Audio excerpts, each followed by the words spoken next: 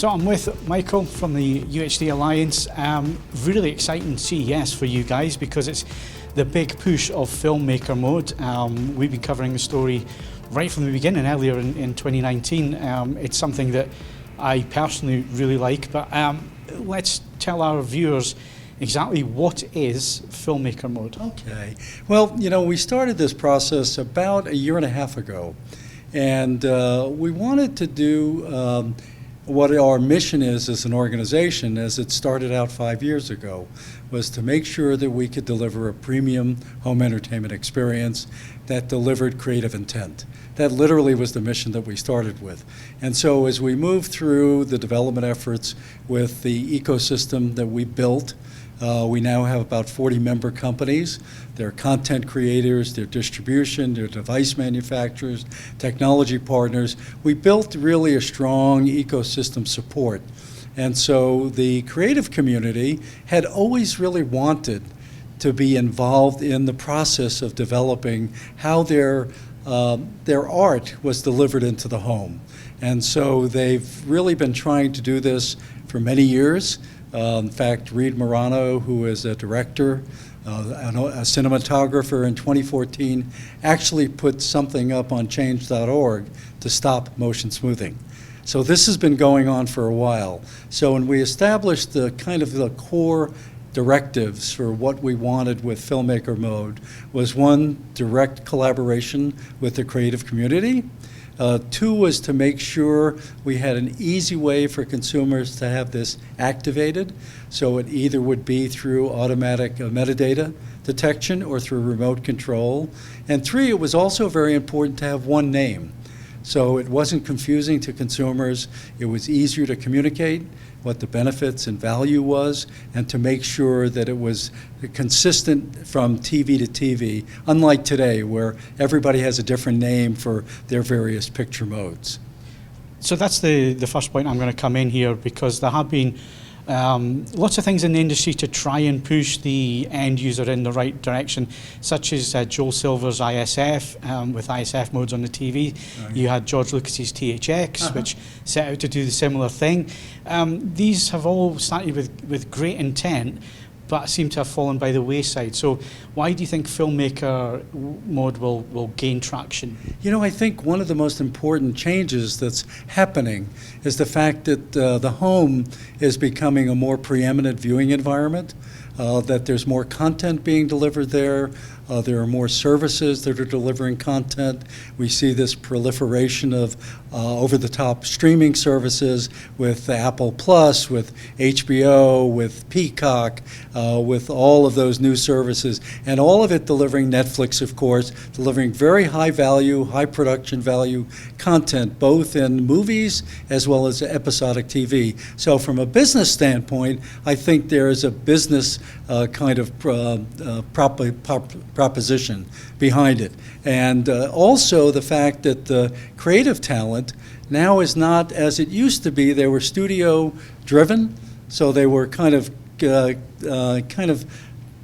engaged just with single studios. Now they have many different ways to obviously get their content delivered to the market. Take a look at Irishman, which was actually funded by Netflix. So that shows kind of the change in the overall environment. The other part of it was the passion of the directors that were involved in this. We went out to the whole creative community.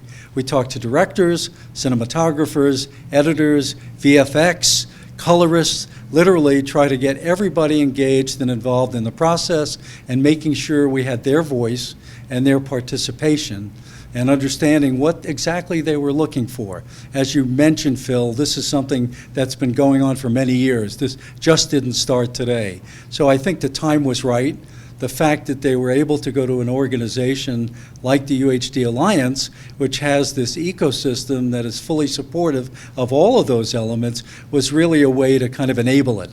And then taking advantage of that, then we started to work with our CE partners to figure out, okay, what can we really do to make sure we meet the needs of the creator?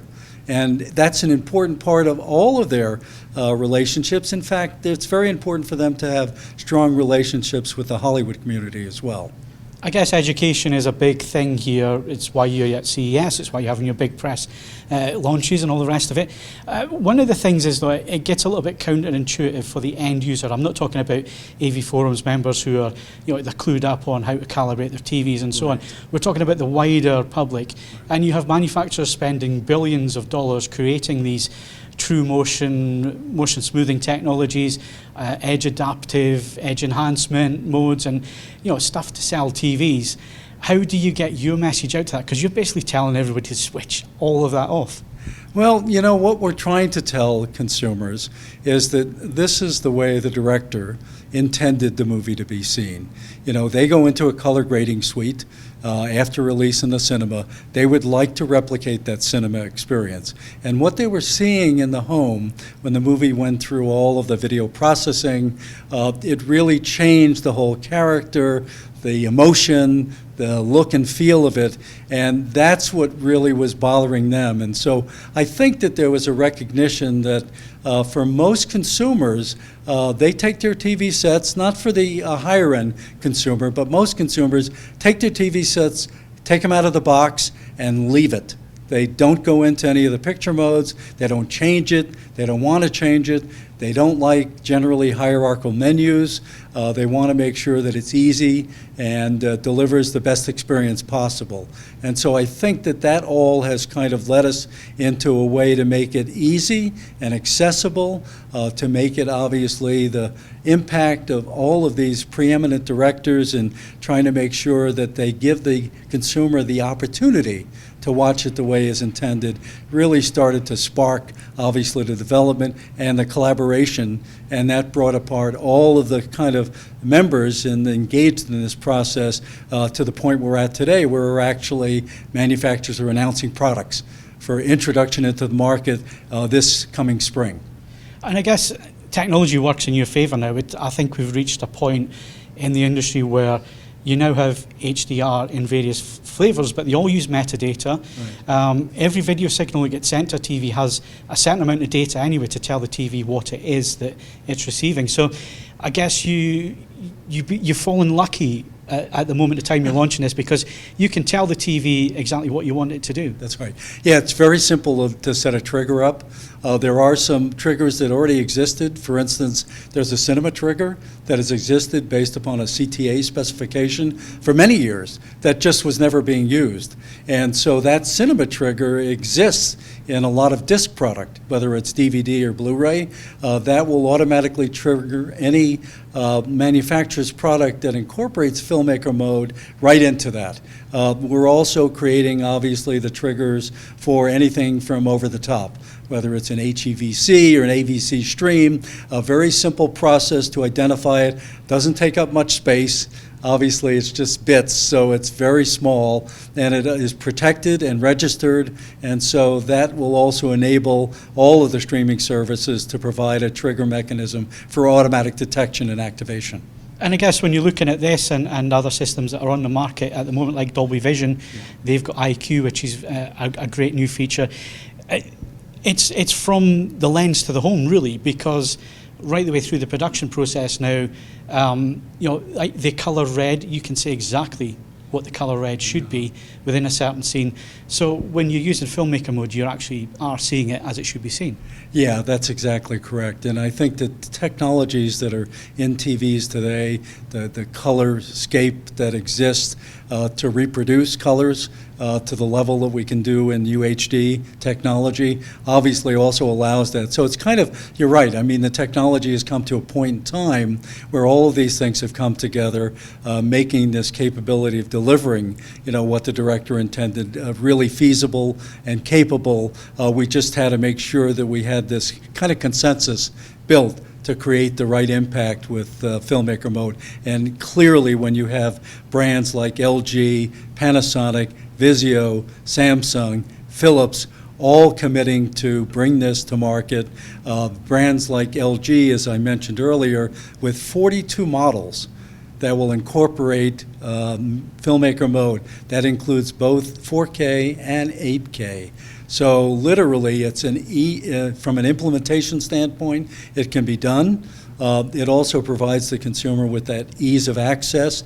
It also gives them that feeling that this is what I love movies because I love the passion of the people making them, the storytelling, the whole experience, and this is as close as you can get to that full glory of watching a movie at home.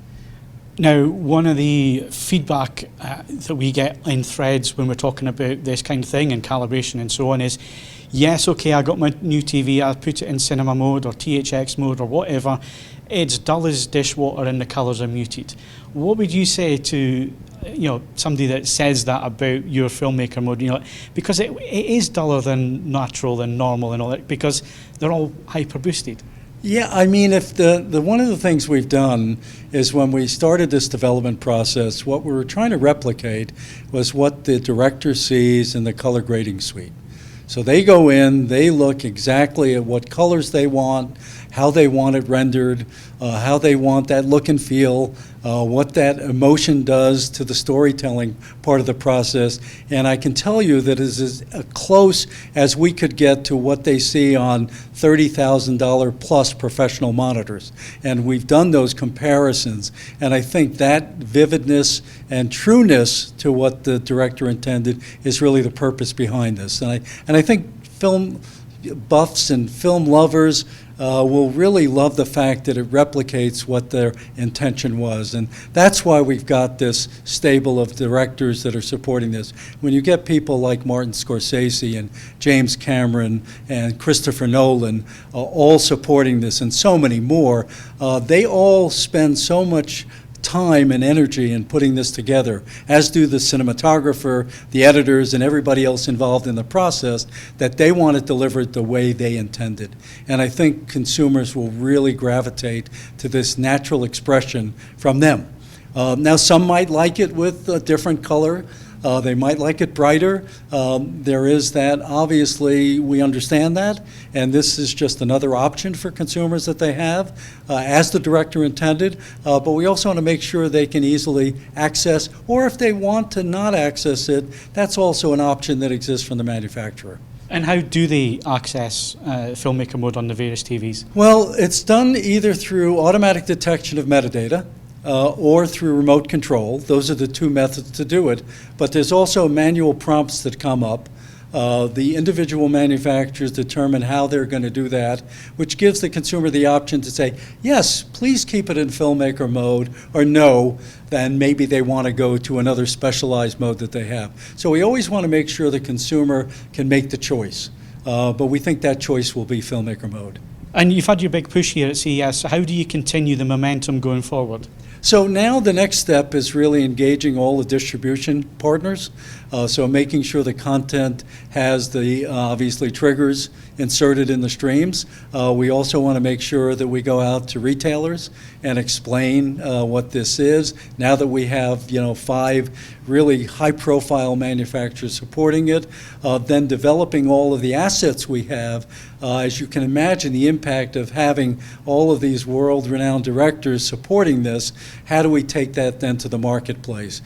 Through social media, through in-store, through online, and all of those tools will be delivered to across the timeline based upon when the product actually physically comes into the market. And if people want to find out a little bit more about it, where do they go?